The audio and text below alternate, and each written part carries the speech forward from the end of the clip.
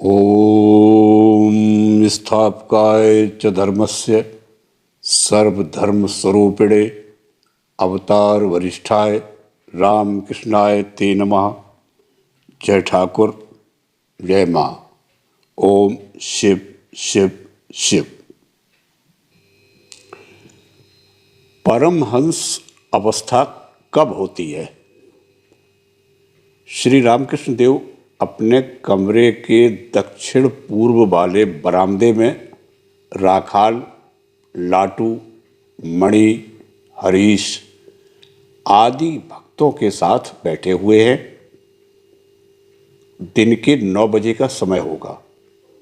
रविवार अगहन की कृष्णा नवमी है, 23 दिसंबर 1883।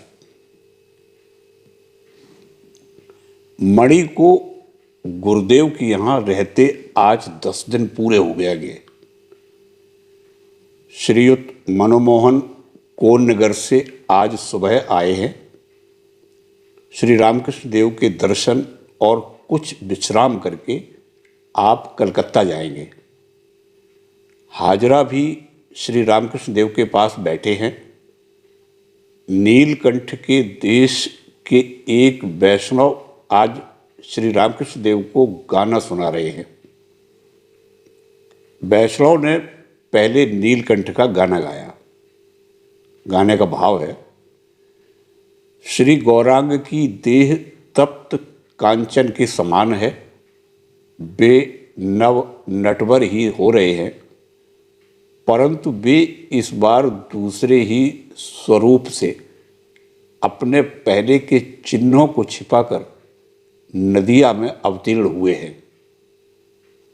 कलिकाल का घोर अंधकार दूर करने के लिए तथा उन्नत और उज्जवल प्रेम रस के लिए तुम इस बार श्री कृष्णावतार की नीली देह को महाभाव स्वरूपिणी श्री राधा की तप्त कांचन जैसी उज्जवल देह से ढककर आए हो। तुम महाभाव में समारूढ़ हो, सत्वादिकादि तुम में लीन हो जाते हैं। उस भावास्वादन के लिए तुम जंगलों में रोते फिरते हो। इससे प्रेम की बाढ़ हो आती है। तुम नवीन सन्यासी हो, अच्छे अच्छे तीर्थों की खोज में रहते हो। कभी तुम नीलांचल और कभी काशी जाते हो।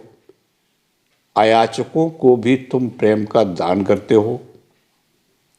तुम्हारे इस कार्य में जाति भेद नहीं है। एक दूसरा गाना उन्होंने मानस पूजा के संबंध में गाया। श्री रामकृष्ण देव हाजरा से बोले, यह गाना कैसा लगा?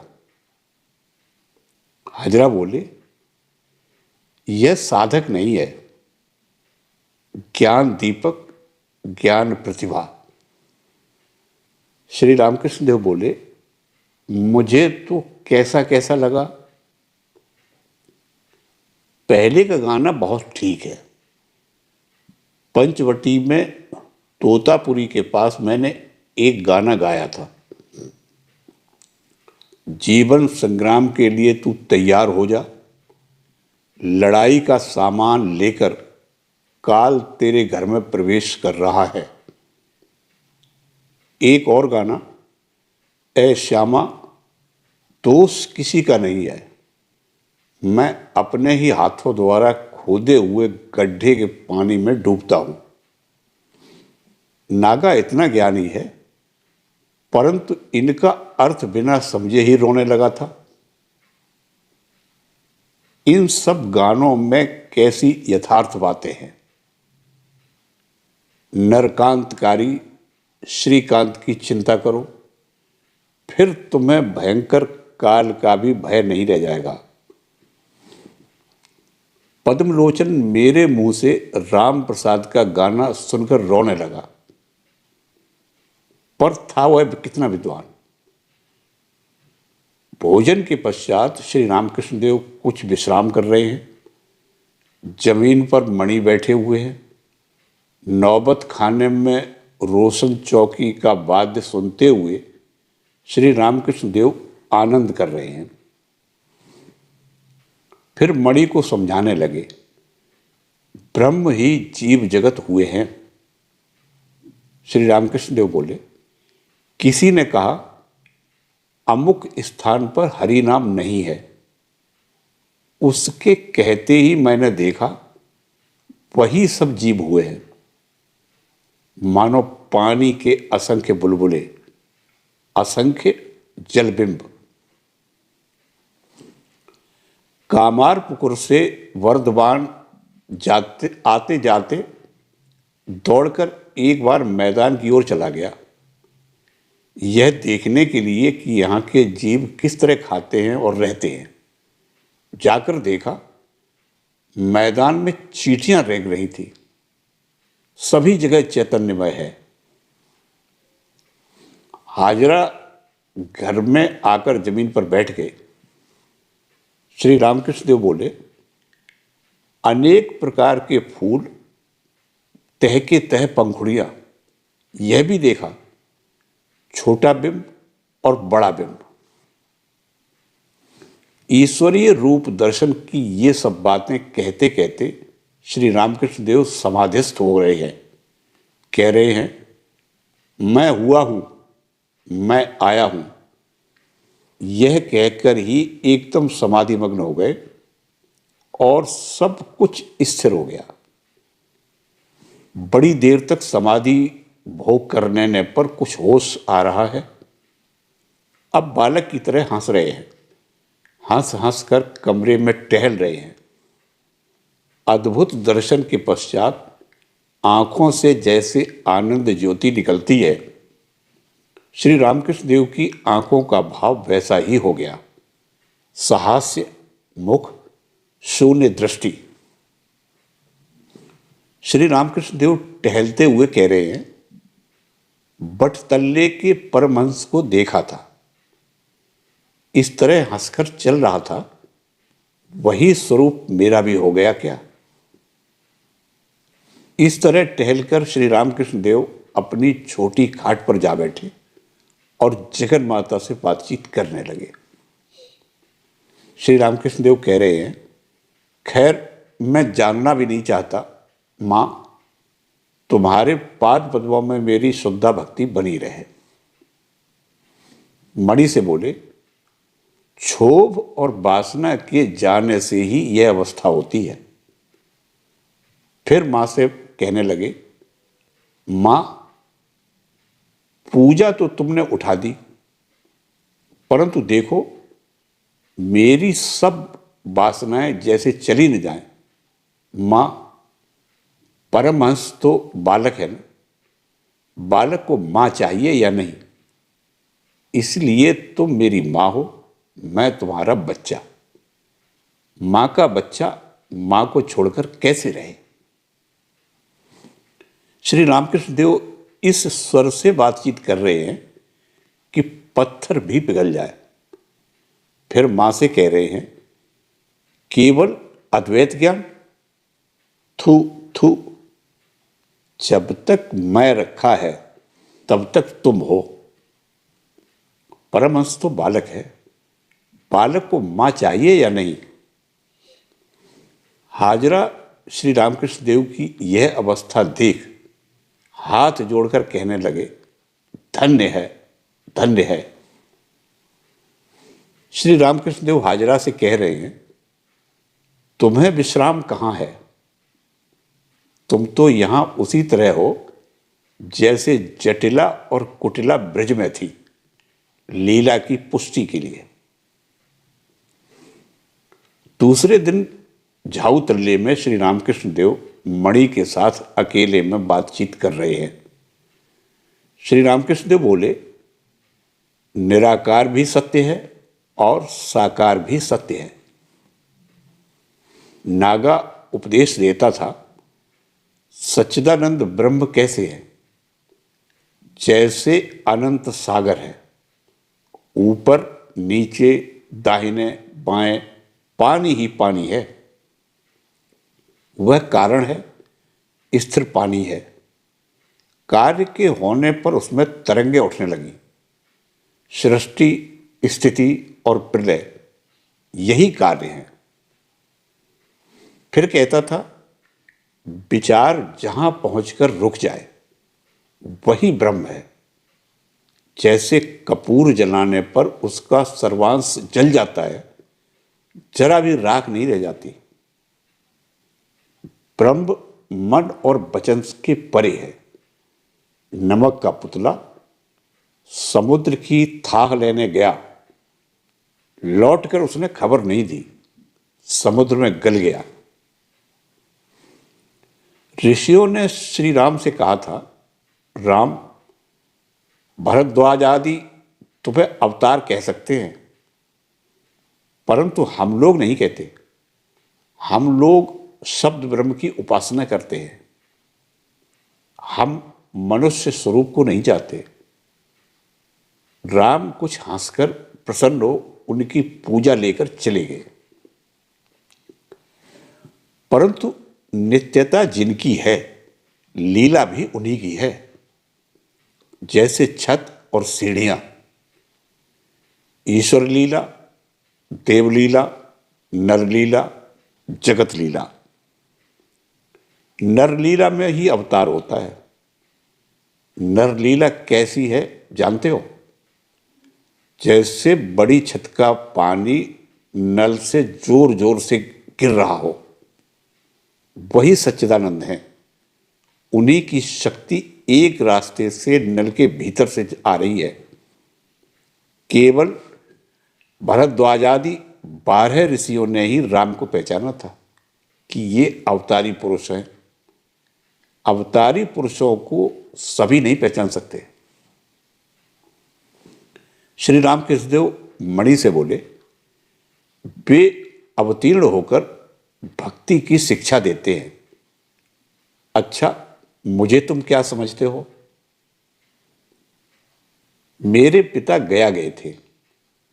वहां रघुवीर ने स्वप्न दिखलाया, मैं तेरा पुत्र बनकर जन्म लूंगा। पिता ने स्वप्न देखकर कहा, देव, मैं दरिद्र ब्राह्मण हूं, मैं तुम्हारी सेवा कैसे करूंगा? रघुवीर ने कहा, सेवा हो जाएगी। दीदी, हृदय की मां, पुष्प चंदन लेकर मेरे पैर पूजती थी। एक दिन उसके सिर पर पैर रखकर माता ने कहा, तेरी काशी में मृत्यु होगी। मथुर बाबू ने कहा, बाबा, तुम्हारे भीतर और कुछ नहीं है, वही ईश्वर हैं। देह तो आवरण मात्र है। जैसे बाहर कद्दू का आकार है, परंतु भीतर गूदा बीज कुछ भी नहीं है। तुम्हें देखा, मानो घूंघट डालकर कोई चला जा रहा है। पहले ही से मुझे सब दिखा दिया जाता है। बटतल्ले में मैंने गौरांग के संकीर्तन का दल देखा था। यह दर्शन श्री रामकृष्ण देव ने भाव राज्य में किया था। उसमें शायद बलराम को देखा था, और तुम्हें भी शायद देखा है। मैंने गौरांग का भाव जानना चाहा था।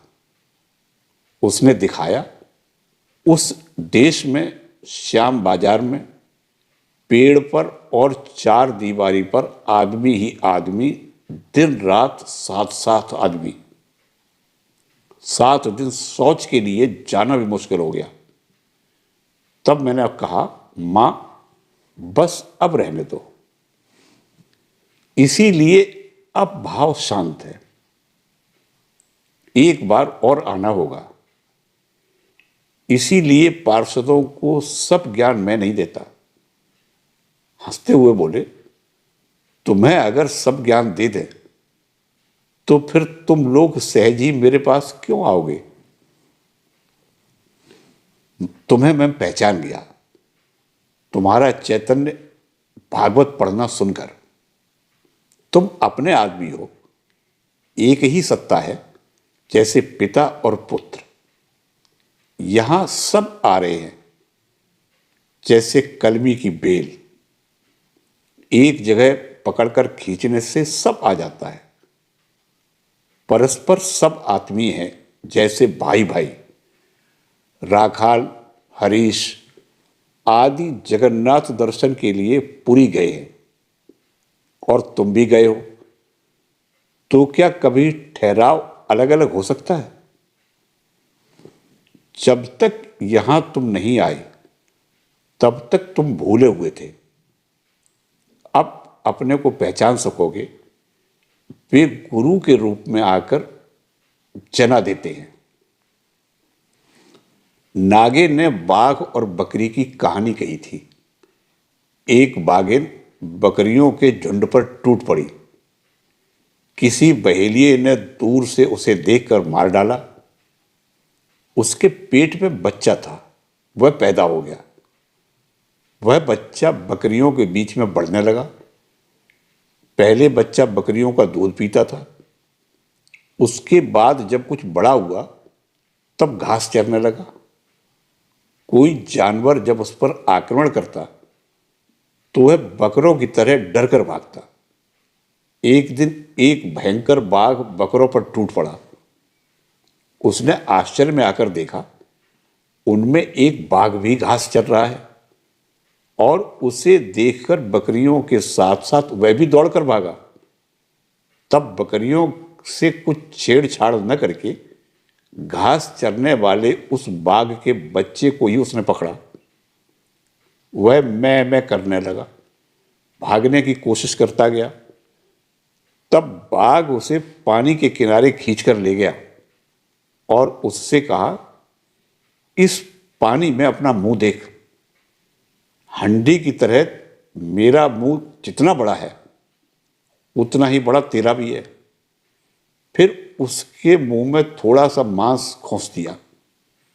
पहले वह किसी तरह खाता नहीं था, फिर कुछ स्वाद पाकर खाने लगा। तब बाघ ने कहा, तू बकरियों के बीच में था और उन्हीं की तरह घास खाता था, धिक्कार है तुझे। तब उसे बड़ी लज्जा हुई।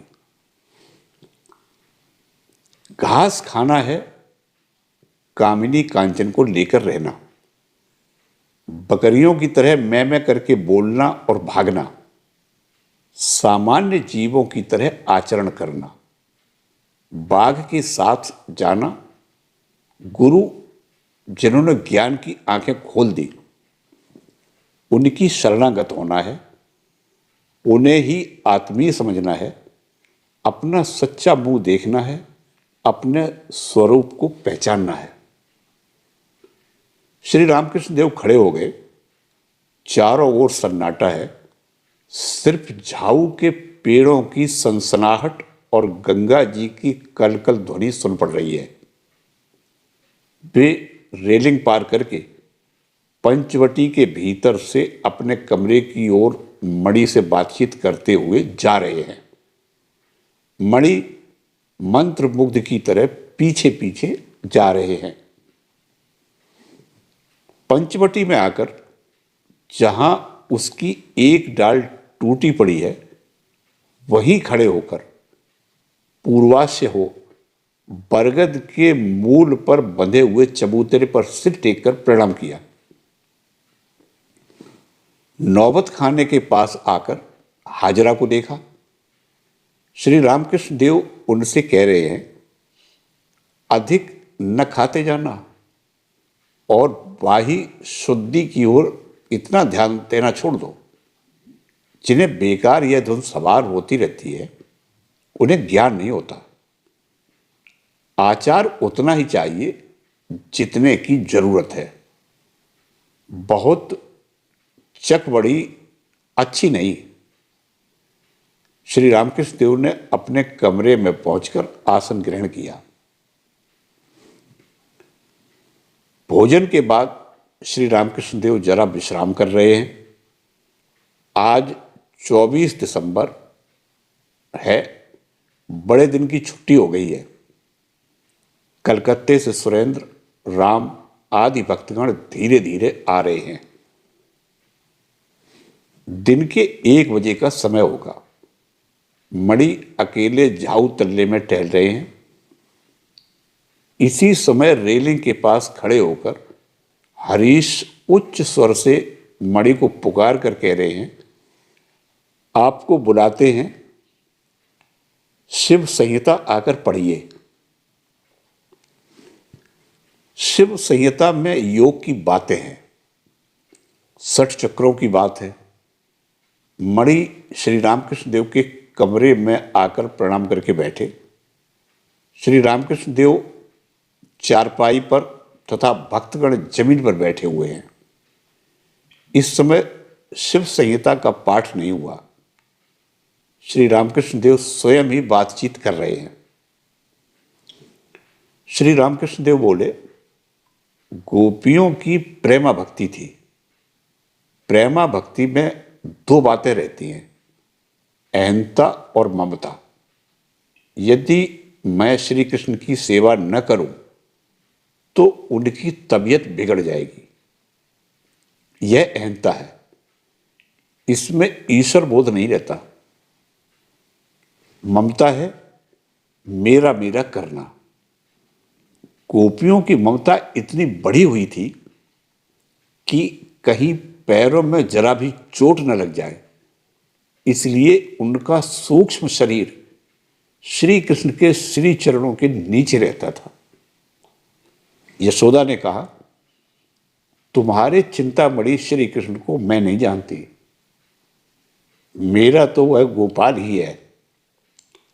उधर गोपियां भी कहती हैं, कहाँ है मेरे प्राण वल्लभ, हृदय वल्लभ। ईश्वर बोध उनमें था ही नहीं। जैसे छोटे छोटे लड़के मैंने देखा है, कहते हैं मेरे बाबा। यदि कोई कहता नहीं तेरे बाबा नहीं है, तो वे कहते क्यों नहीं, मेरे बाबा तो हैं। नरलीला करते समय अवतारी पुरुषों को ठीक आदमी की तरह आचरण करना पड़ता है, इसीलिए उन्हें पहचानना मुश्किल हो जाता है। नर रूप धारण किया है तो प्राकृत नरों की तरह आचरण करेंगे। वही भूख प्यास, रोग शोक, वही भय, सब प्राकृत मनुष्यों की तरह। श्री रामचंद्र सीता के वियोग में रोए थे। गोपाल ने नंद की जूतियां सिर पर ढोई थी, पीढ़ा रोया था। थिएटर में साधु बनते हैं तो साधुओं का सा ही व्यवहार करते हैं। जो राजा बनता है उसकी तरह व्यवहार नहीं करते। जो कुछ बनते हैं वैसा ही अभिनय भी करते हैं। कोई बहुरूपिया साधु बना था, त्यागी साधु। स्वांग उसने ठीक बनाकर दिखलाया था, इसलिए बाबुओं ने उसे 1 रुपया देना चाहा, उसने नहीं दिया, ऊं करके चला गया। देह और हाथ पैर धोकर उसने सहज स्वरूप में जब आया तब उसने रुपया मांगा। बाबुओं ने कहा, अभी तो तुमने कहा था रुपए नहीं लेंगे और चले गए, अब रुपया लेने कैसे आए? उसने कहा, तब मैं साधु बना हुआ था, उस समय रुपया कैसे ले सकता था? इसी तरह ईश्वर जब मनुष्य बनते हैं तब ठीक मनुष्य की तरह व्यवहार करते हैं। वृंदावन जाने पर कितनी ही लीला के दर्शन दिख पड़ते हैं। सुरेंद्र बोले, हम लोग छुट्टी में गए थे, वहां मंगते इतने हैं कि पैसा दीजिए कि रट लगा देते हैं। दीजिए दीजिए करने लगे, पंडे भी और दूसरे भी। उनसे मैंने कहा, हम कल कलकत्ता जाएंगे। यह कहकर उसी दिन वहां से 9-2-11। श्री रामकृष्ण देव बोले, यह क्या है? कल जाएंगे कहकर आज ही भागना, छी। सुरेंद्र लज्जित होकर बोले, उन लोगों में भी कहीं कहीं साधुओं को देखा है, निर्जन में बैठे हुए साधन भजन कर रहे हैं।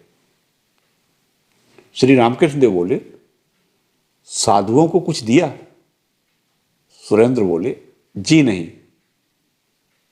श्री रामकृष्ण देव बोले, यह अच्छा काम नहीं किया। साधु भक्तों को कुछ दिया जाता है। जिनके पास धन है उन्हें उस तरह के आदमी को सामने पड़ने पर कुछ देना चाहिए।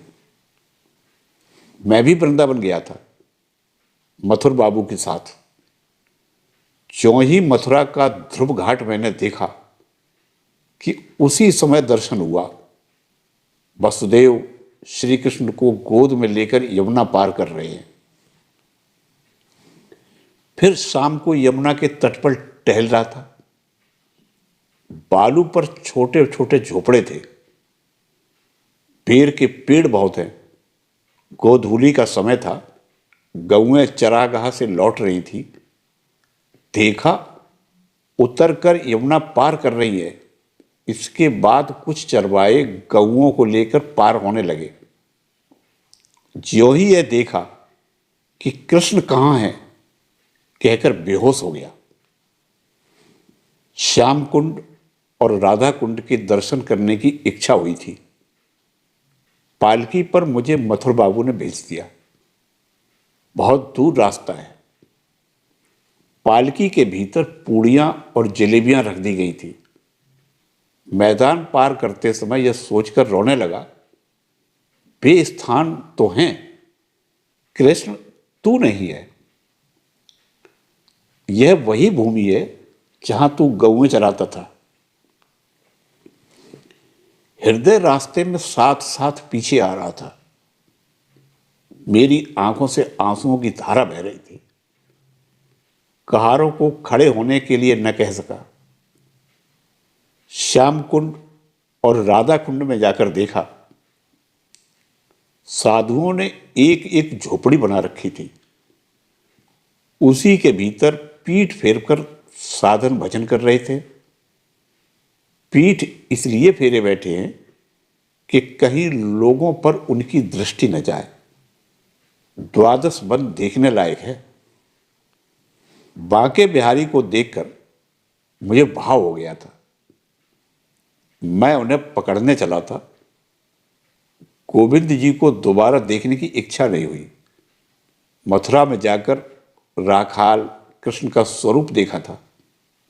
हृदय और मथुर बाबू ने भी देखा था। श्री रामकृष्ण देव सुरेंद्र से बोले, तुम्हारे योग भी है और भोग भी है। ब्रह्मर्षि, देवर्षि और राजर्षि।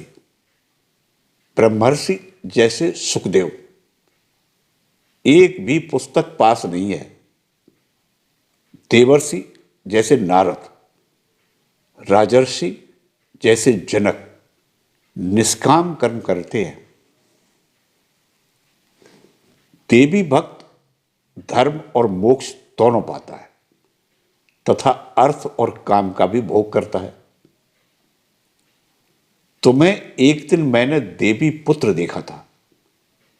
तुम्हारे दोनों हैं योग और भोग, नहीं तो तुम्हारा चेहरा सूखा हुआ होता। सर्व त्यागी का चेहरा सूखा हुआ होता है। एक देवी भक्त को घाट पर मैंने देखा था। भोजन करते हुए ही वह देवी पूजा कर रहा था। उसका संतान भाव था। परंतु अधिक धन होना अच्छा नहीं। यदु मलिक को इस समय देखा डूब गया है। अधिक धन हो गया है ना। नवीन नियोगी के भी योग भोग दोनों हैं। दुर्गा पूजा के समय मैंने देखा पिता पुत्र दोनों चंवर डुला रहे थे। सुरेंद्र बोले, अच्छा महाराज, ध्यान क्यों नहीं होता? श्री रामकृष्ण देव बोले, स्मरण मनन तो है ना? सुरेंद्र बोले, जी हां, मां मां कहता हुआ सो जाता हूं। श्री रामकृष्ण देव बोले, बहुत अच्छा है, स्मरण मरण रहने से ही हुआ। संध्या के बाद श्री रामकृष्ण देव भक्तों के साथ बैठे हुए हैं। मणि भी भक्तों के साथ जमीन पर बैठे हैं। योग के संबंध में, षट चक्रों के संबंध में बातचीत हो रही है। ये सब बातें शिव संहिता में हैं।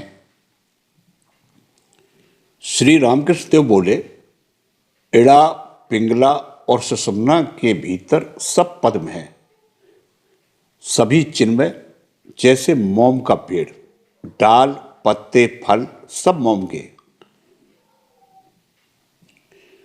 मूलाधार पद्म में कुंडलिनी शक्ति है।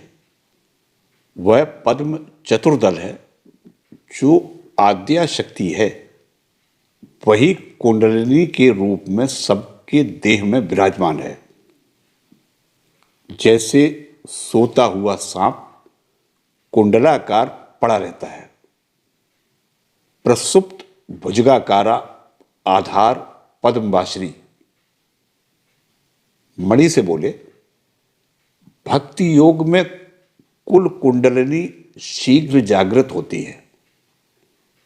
इसके बिना जागृत हुए ईश्वर के दर्शन नहीं होते। एकाग्रता के समय निर्जन में गाना चाहिए। जागो मां कुल कुंडलिनी, तू नित्यानंद स्वरूपिणे, प्रसुप्त भुजगाकारा आधार पद्मवासिनी। यह गाकर ही राम प्रसाद सिद्ध हुए थे। व्याकुल होकर गाने पर ईश्वर दर्शन होते हैं। मणि बोले, जी हां, यह सब एक बार करने से ही मन का खेद मिट जाता है। श्री रामकृष्ण देव बोले, आहा, खेद मिट जाता है, सत्य है।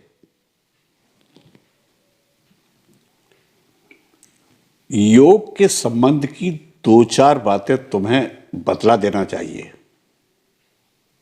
बात यह है कि अंडे के भीतर बच्चा जब तक बड़ा नहीं हो जाता तब तक चिड़िया उसे नहीं फोड़ती। परंतु कुछ साधना करनी चाहिए। गुरु ही सब कुछ करते हैं, परंतु अंत में कुछ साधना भी करा लेते हैं। बड़े पेड़ को काटते समय जब लगभग काटना समाप्त हो जाता है तो कुछ हटकर खड़ा हुआ जाता है। पेड़ फिर आप ही हरहराकर टूट जाता है। जब नाली काटकर पानी लाया जाता है और जब वह समय आता है कि थोड़ा सा ही काटने से नहर के साथ नाली का योग हो जाएगा, तब नाली काटकर कुछ हटकर खड़ा हुआ जाता है। तब मिट्टी भीग कर धंस जाती है और नहर का पानी हरहराकर नाली में घुस जाता है। अहंकार, उपाधि, इन सब का त्याग होने के साथ ही ईश्वर के दर्शन होते हैं। मैं पंडित हूं, मैं अमुक का पुत्र हूं, मैं धनी हूं, मैं मानी हूं, इन सब उपाधियों को त्याग देने से ही ईश्वर के दर्शन होते हैं। ईश्वर ही सत्य हैं और सब अनित्य। संसार अनित्य है, इसे विवेक कहते हैं। विवेक के हुए बिना उपदेशों का ग्रहण नहीं होता। साधना करते करते ही उनकी कृपा से लोग सिद्ध होते हैं। कुछ परिश्रम भी करना चाहिए। इसके बाद दर्शन और आनंद। अमुक स्थान पर सोने का घड़ा गढ़ा हुआ है, यह सुनते ही मनुष्य दौड़ पड़ता है और खोदने लग जाता है। खोदते खोदते सिर से पसीना निकल आता है। बहुत देर तक खोदने के बाद कहीं कुदार में टनकार हुई, तब कुदार फेंककर देखने लगा कि घड़ा निकला या नहीं। घड़ा अगर दिख पड़ा तब तो उसके आनंद का पारावार नहीं रह जाता, वह नाचने लगता है। घड़ा बाहर लाकर उसमें से मोहरें निकालकर वह गिनता है, तब कितना आनंद होता है। दर्शन, स्पर्श और संभोग। क्यों? मणि बोले, जी हां। श्री रामकृष्ण देव कुछ देर चुप हो रहे हैं, फिर कहने लगे, जो मेरे अपने आदमी हैं उन्हें बकने पर भी वे आएंगे। आहा, नरेंद्र का कैसा स्वभाव है। मां काली को पहले उसके जी में जो आता था वही कहता था। मैंने चिढ़कर एक दिन कहा था, अब यहां ना आना। जो अपना आदमी है उसको तिरस्कार करने पर भी उसे इसका दुख नहीं होता। क्यों? मणि बोले, जी हां। श्री रामकृष्ण देव बोले, नरेंद्र स्वतः सिद्ध है, निराकार पर उसकी निष्ठा है। मणि हंसते हुए बोले, जब आता है तब एक महाभारत रच लाता है। दूसरे दिन मंगलवार 25 दिसंबर कृष्ण पक्ष की एकादशी है। दिन के 11 बजे का समय होगा। श्री रामकृष्ण देव ने अभी भोजन नहीं किया। मणि और राखाल आदि भक्त श्री रामकृष्ण देव के कमरे में बैठे हुए हैं। श्री रामकृष्ण देव मणि से बोले, एकादशी करना अच्छा है, इससे मन बहुत पवित्र होता है और ईश्वर पर भक्ति होती है। क्यों? मणि बोले, जी हां। श्री रामकृष्ण देव बोले, धान की लाही और दूध यही खाओगे? क्यों? जय ठाकुर, जय मां।